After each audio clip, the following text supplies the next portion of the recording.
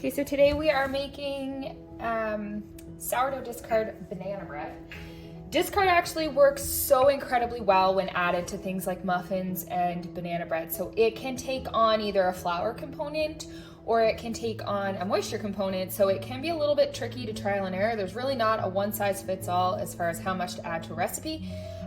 So when we are adding in the sourdough discard, this is an old family recipe. It's the best banana bread you'll ever try. And I decided I wanted to turn it into sourdough. So I didn't take out any of the bananas. I left them all in. So there's a ton of moisture, and I found that the sourdough discard really took on a lot more of the moisture component in this particular recipe. So let's get to it.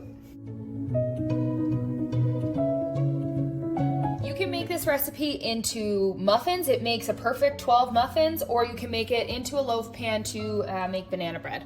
All right, so we are adding in our eggs, our sourdough discard.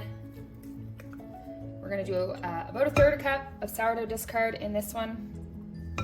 Nice flat, non-active discard works really nicely for these recipes. And it's a cup of sugar. So this is cane sugar. I've also successfully used coconut palm sugar or maple sugar if you want it to be a little bit lower on the glycemic index, because I know that that is quite a lot of sugar.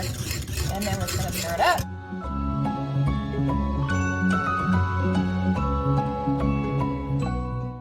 And then we're just gonna add our dry ingredients in. So I added them all together.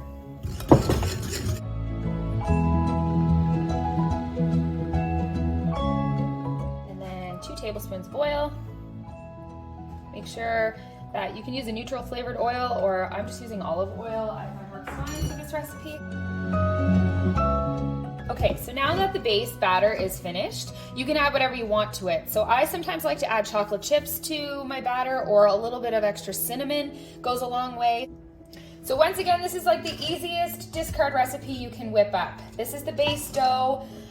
This is a non-fermented recipe. I do not ferment this one. I do believe that if you were to let it sit for too long, it might get a little bit cakey or dry, but you can always try to cover it and leave it in the fridge overnight, and that will give it a more of a fermented component.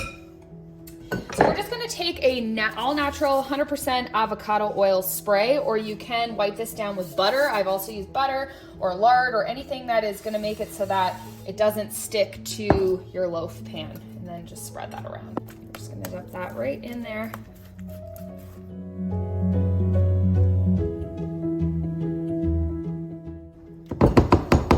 And then this is going into a preheated oven at 350 degrees for about an hour.